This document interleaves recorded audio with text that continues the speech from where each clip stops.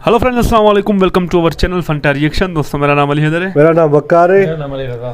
तो दोस्तों, आपको मैं एक बात बताना चाहूँगा कि वकार भाई जो है ना, बड़े सीनियर है और उनको बड़ी नॉलेज है। लेकिन ये जो है ना, पाकिस्तान के बारे में अगर कुछ ऐसी अफवाहें या कुछ ऐसी बातें होती हैं ना, इनको मतलब थोड़ा दिल पे ज़्यादा लग जाती है, तो इस वजह से ये बोलते हैं। बाकी इनको पता है कि हकीकत क्या है। मैं सब समझता हूँ।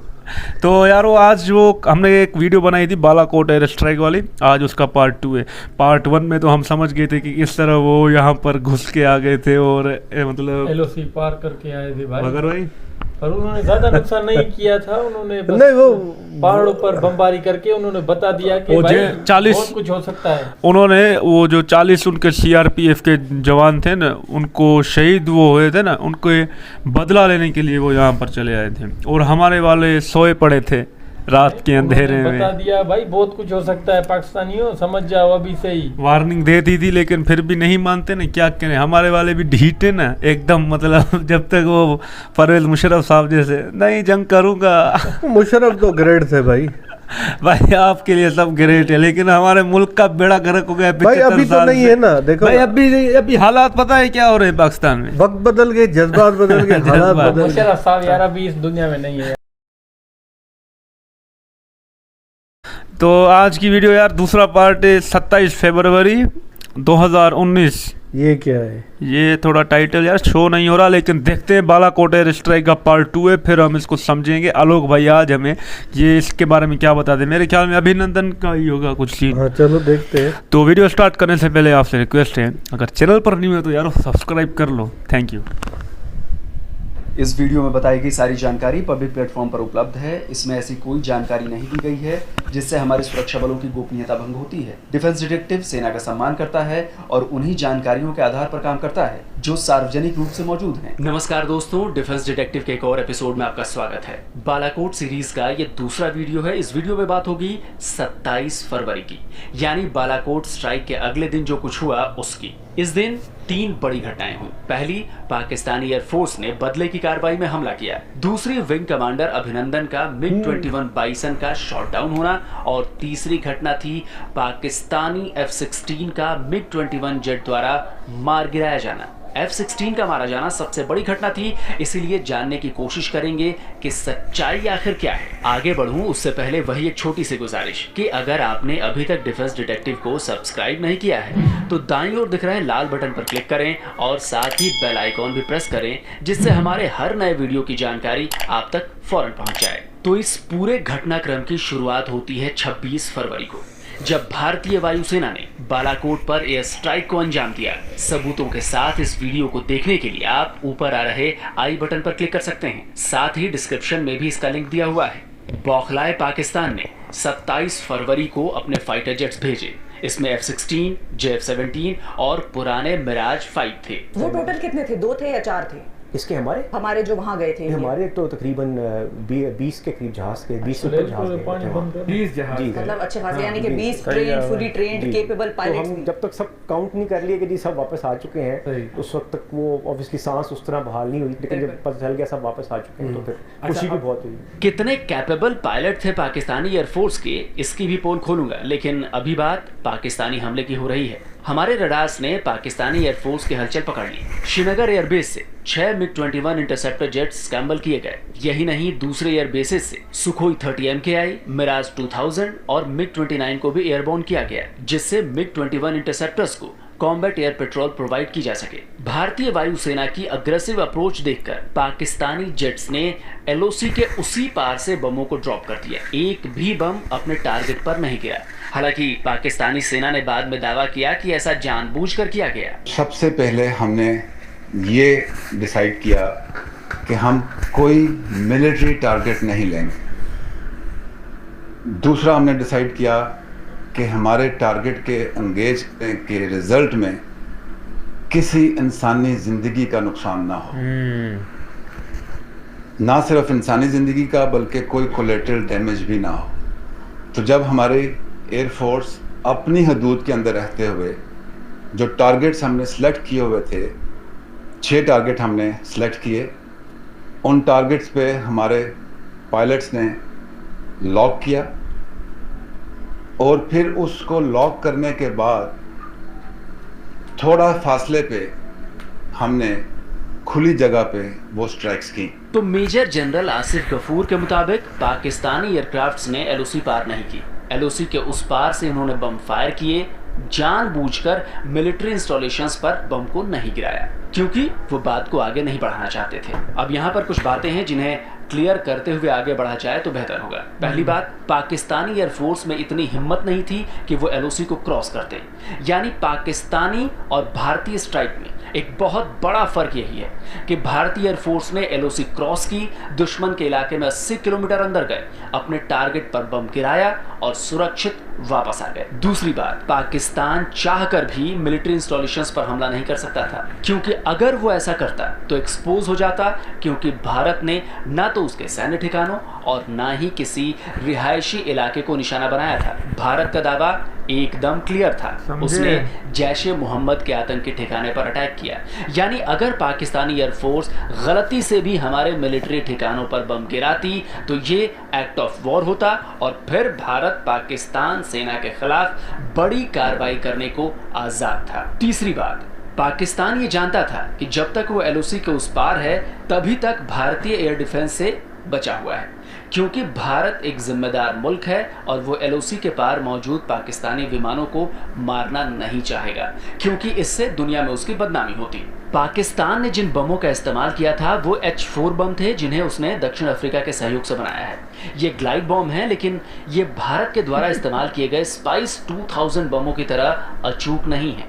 खैर, तो पाकिस्तानी एयरफोर्स ने जब देखा कि भारतीय एयरफोर्स उनके बेहद करीब है, इसलिए जल्दबाजी में बम गिराए और भागने लगे। अपने MiG-21 बाइसन के साथ विंग कमांडर अभिनंदन ने पीछा किया। डॉग फाइट हुई। पुराने MiG-21 के साथ अभिनंदन ने आधुनिक F-16 को चुनौती दी। अब चूंकि पाकिस्तानी जेट्स एलओसी के उस पार थे तो अभिनंदन एलओसी के बेहद करीब पहुंच गए और डॉग फाइट के दौरान इन्होंने एलओसी पार कर ली, क्योंकि F-16 उनकी R-73 मिसाइल से लॉक हो चुका था। उन्होंने अपनी R-73 मिसाइल F-16 पर फायर कर दिया। मिसाइल ने अपने लक्ष्य पर हिट किया, लेकिन तब तक दूसरा जहाज अभिनंदन को अपने मिसाइल से लॉक कर चुका था। उसने मिसाइल फायर की तो अभिनंदन ने फौरन सीट इजेक्ट कर दी। अभिनंदन एलओसी पार कर चुके थे, इसलिए वो पीओके में जाकर गिरे। यानी 2 जहाज इस पूरी घटना में शॉट डाउन हुए, एक पाकिस्तानी F-16 और दूसरा भारतीय MiG-21 बाइसन। 2 विमानों के गिरने की बात खुद DGISPR major general Asif Ghafoor ने मानी थी। इंडियन एयरफोर्स के 2 जहाज एक बार फिर लाइन ऑफ कंट्रोल की खिलाफ वर्जी करके पाकिस्तान की हदूद में दाखिल हुए।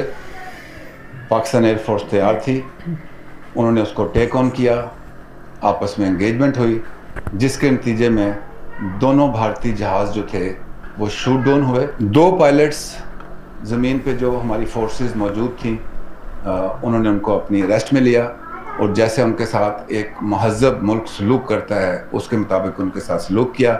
एक उनमें से ज़ख्मी थे, उनको हमने CMH मुंतकिल कर दिया है, इंशाल्लाह उनका पूरा ख्याल रखा जाएगा, जबकि दूसरे जो हैं वो हमारे पास है। लेकिन शाम होते होते आसिफ गफूर अपने ही बयान से पलट गए। शाम 6:19 पर उन्होंने ट्वीट किया और कहा कि पाकिस्तानी आर्मी की कस्टडी में सिर्फ एक ही पायलट है, जबकि सुबह करीब 11:49 पर उन्होंने ट्वीट में कह दिया था कि 2 भारतीय विमान मार गिराए गए हैं। दोनों ट्वीट के बीच करीब 6.5 घंटे का फर्क है। अब जरा सोचिए कि उन्हें इतना वक्त इसलिए लगा क्योंकि पाकिस्तानी सेना अपने मारे गए F-16 को छुपाने के लिए झूठी कहानी रच रही थी। यानी 2 पायलटों के गिरने का पहला सबूत खुद मेजर जनरल आसिफ गफूर ने दिया। लेकिन मेरे पास कई ऐसे वीडियो हैं जो सीधे उन जगहों पर शूट किए गए हैं जहां पर विमान गिरे। इन वीडियो को देखकर आप समझ जाएंगे कि पाकिस्तानी सेना ने कैसे अपने F-16 और उसके मरे हुए पायलट को जमींदोज कर दिया, जिससे सच्चाई कभी बाहर ही ना आ पाए। पहले आपको सुनाते हैं मोहम्मद यासीन को, जिन्होंने इस बात का सबूत दिया कि 2 विमान गिरे और 3 पायलट पैराशूट से उतरे। ये 3 पायलटों की मिस्ट्री क्या है ये भी क्लियर करूंगा, लेकिन पहले मोहम्मद यासीन की ये बात सुन लेते हैं। कुछ जबरदस्त शर्म हो रही थी, तो नीचे तेरा गया छतरी के 3 पायलट उतरे हैं और एक को हमने उधर से दरख्त लेता हुआ दरख्त है, इसमें हमने उसको पकड़ा। ये बताना पसंद करेंगे कि कितने आदमी थे?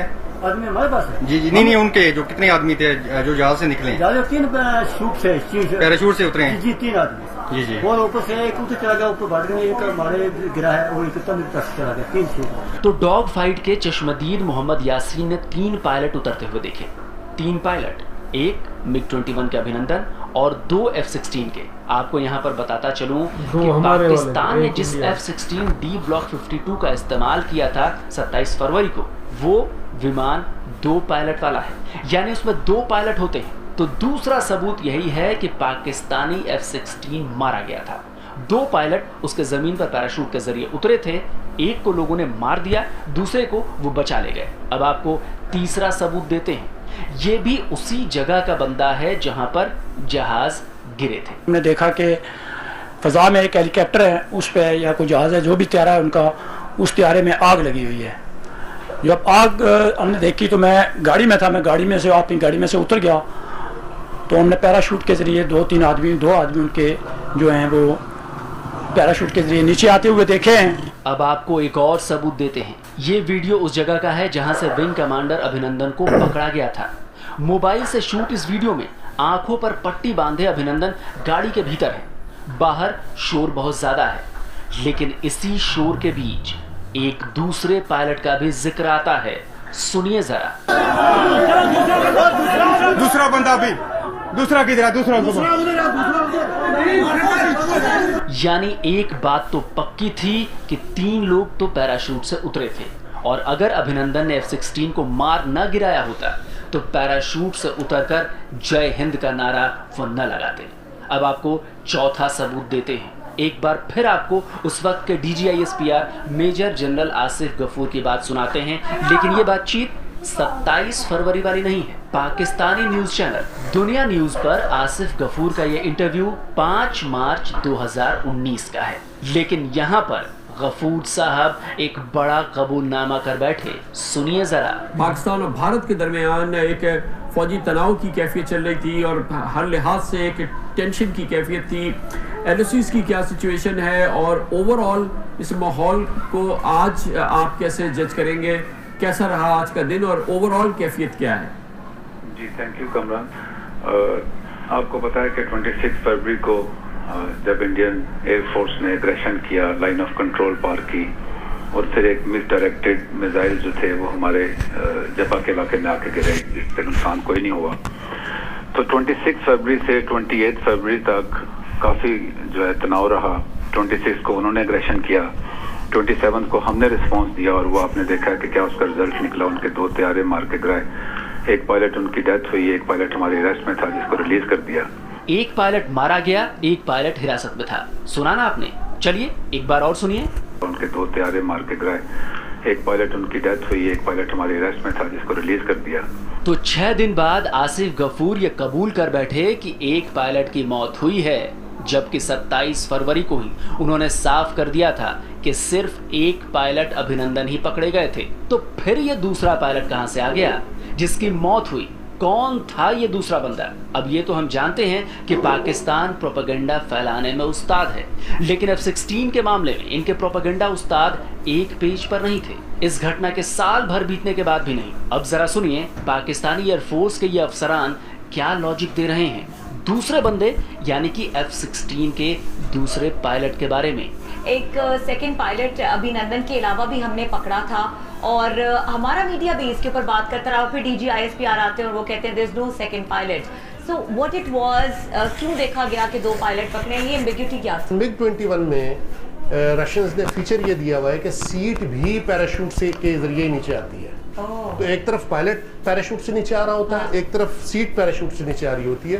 तो एक शायद मेरे ख्याल में जो ऐनी शाहिदीन थे वो गांव देहात में जो रहते थे, उन्होंने देखा 2 पैराशूट आते हुए थे, उन्होंने भी इस तरह के शायद बयानात दिए कि 2 पायलट आए। और जो मोबाइल से तस्वीरें बनी हुई थी, उसकी वीडियोस बनी हुई थी, उस पर भी ऐसा लगता है कि जैसे 2 पायलट थे।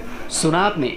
अब ये तो गजब बात हो गई। तो साहब कह रहे हैं कि MiG-21 की इजेक्टर सीट में पैराशूट था, यानी जिन 3 लोगों ने 3 पैराशूट उतरते हुए देखे उनका जिक्र 1-2 नहीं कई वीडियो में है। तो वो बात झूठी कैसे हो सकती है? उस वक्त जो एरियल एंगेजमेंट हुई थी उनके कई वीडियो भी सामने आए थे उस पर ओपन सोर्स इंटेलिजेंस कम्युनिटी की तरफ से भी इस बात की पुष्टि की गई थी कि उस दिन 2 विमान शूट डाउन हुए थे, जिनके वीडियो सबूत भी मौजूद हैं और ये दोनों पाकिस्तानी कब्जे वाले कश्मीर में गिरे थे। विमानों के जो वीडियो दिखे उसमें 2 अलग अलग विमान साफ तौर पर नजर आ रहे हैं। पाकिस्तान लाख छुपाता रहे, लेकिन 27 फरवरी को कई लोगों ने विमानों के गिरने के वीडियो मोबाइल से रिकॉर्ड किए। अगर सिर्फ एक विमान गिरा होता तो हमारा वाला वीडियो चाहे कहीं से भी लिया गया हो, गिरने का पैटर्न और तस्वीर करीब करीब एक जैसी होती। लेकिन इन दोनों वीडियो को देखिए, ऐसा बिल्कुल नहीं है।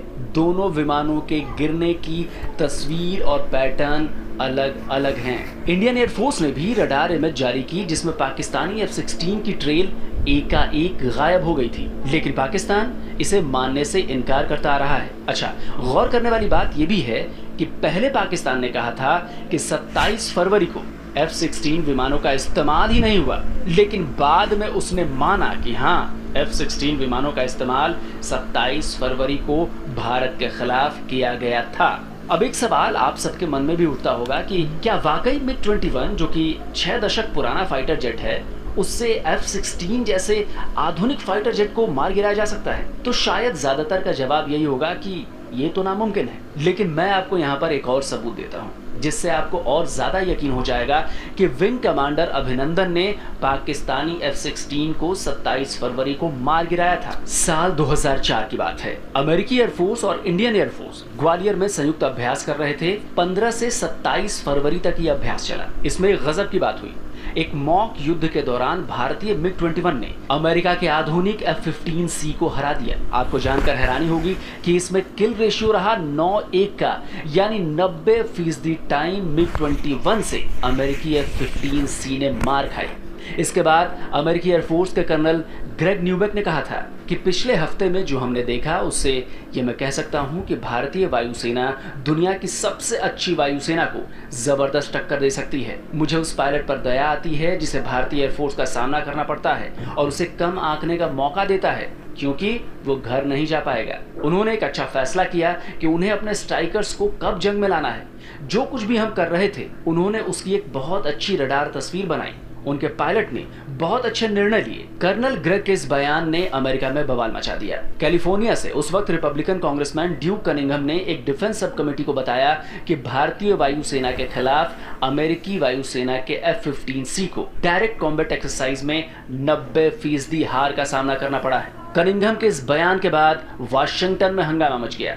यहाँ तक कहा जाने लगा कि अमेरिकी एयरफोर्स अपने पूरे उपकरणों के साथ नहीं गई थी, इसलिए ऐसा हुआ। वहीं कर्नल माइक स्नोडग्रास, जो उस वक्त अमेरिकी एयरफोर्स की 3rd विंग जो कि एल्मेंड्रॉफ एयरफोर्स बेस अलास्का। तो है लोग इस वीडियो को करते यहाँ पर एंड भाई, मतलब वकार भाई ऐसा हुआ है कि जब इंडिया ने बालाकोट में एयर स्ट्राइक की तो रिटर्न में हमारे वालों ने ये सब किया। इंडिया के जो एयरफोर्स के अभिनंदन जी हैं उनका भी एरोप्लेन है ना, वो गिरा दिया। लेकिन अभिनंदन जी का ये बता रहे हैं ना, पहले उन्होंने हमारे वाले जहाज गिरा दिए और उसके बाद ही उनका जहाज गिरा। में उसने जाते जाते अपना भाई देखो ना, छोड़ दिया हमारे मिसाइल। मानेगा कौन? गिरे तो वो पाकिस्तान में तो ये ना भाई, ये हमारे लोग बता रहे हैं ना कि 3 पायलट थे। 3 थे ना, अभी वो तीनों थे, वो किसके थे? एक शहीद हो गया ना। हाँ, वो किसका था? ये भाई तो भाई वीडियो के जरिए बता रहे हैं, ये 3 प्रूफ दे रहे हैं। वीडियो तो भाई बहुत सारी हैं, ये तो नहीं, मेरे कहने का ये मतलब है कि हमारे वाले छुपा रहे हैं ये बात कि F-16 वाला जो जहाज था ना उसको इंडिया वाले ने नहीं गिराया, क्योंकि ये सेंसर्ड होगी ना कि हमारे वाले जहाज को MiG-21 ने गिरा दिया। नहीं यार, इस वजह से वो छुपा रहे हैं। ये अगर वीडियो ये ऐसी बात होती ना, ये अगर वीडियो के प्रूफ पर भाई बात कर रहे हैं, पर ये तो नहीं था ना प्रूफ सही। ये तो लोग बहुत ज्यादा गाँव वाले लोग उनको भी चाहिए, हमारे भी ये वीडियो आए, जैसे हमारे यहाँ भी एरोप्लेन आया था तो हम भी वीडियो बना रहे थे, भाई हमारा भी आ जाए कोई शॉट। वो बात आपकी ठीक है, लेकिन 3 आदमी, वो भी एक सीनियर आदमी था, वो भी बोल रहा था और वीडियोस में ये लोग कह भी रहे थे कि दूसरा भी है, दूसरा भी है, दूसरा की भी ले जाओ। गिरा होगा ना उनका भी विमान। वो देख रहे थे गाँव वाले भाई, और शोर शराबा चाहिए ना। और आसिफ गफूर जी ने भी बहुत बार बोला है ना, न्यूज पर भी बोला है। पाकिस्तान और इंडिया में एक चीज है, मानते नहीं है। मतलब बातों को घुमाते हैं ये दोनों यहाँ ऐसा ही है बाबा, ये है गाँव वाले बचपन से सुनते रहते हैं, बचपन से वो बातें सुनते रहते हैं। नहीं भाई देखो, इंडिया और पाकिस्तान में दोनों जब से देश ये आज़ाद हुआ है तब से थोड़ी बहुत बात उलझन होती रहती है, कभी आपस में बने हैं ये नहीं। गांव वाले बात को पाकिस्तान, मैं उनसे पूछना चाहता हूँ पाकिस्तान और इंडिया की क्या दुश्मनी है आपस में, ये जेन्युइन में मैं पूछ रहा हूँ उनसे। ये दुश्मनी है कि हमारे यहाँ से दहशतगर्द वहाँ पर मजलूम मासूमों पर अटैक करते हैं, यही दुश्मनी ज्यादातर इस वजह से इस बात पर गुस्सा है कि पाकिस्तान भाई दूसरे में यार इतना जुल्म होता है। अली भाई को माइक दो, वो क्या कहते हैं पाकिस्तान हमसे अलग क्यों हुआ, इंडिया वाले यही बोलते हैं ना। तो यार हमारे जो कायदे आज़म थे ना बाबा हुकुम, हमको आज़ाद दिला के चले गए, तो वो हमारे लिए बहुत अच्छा है यार।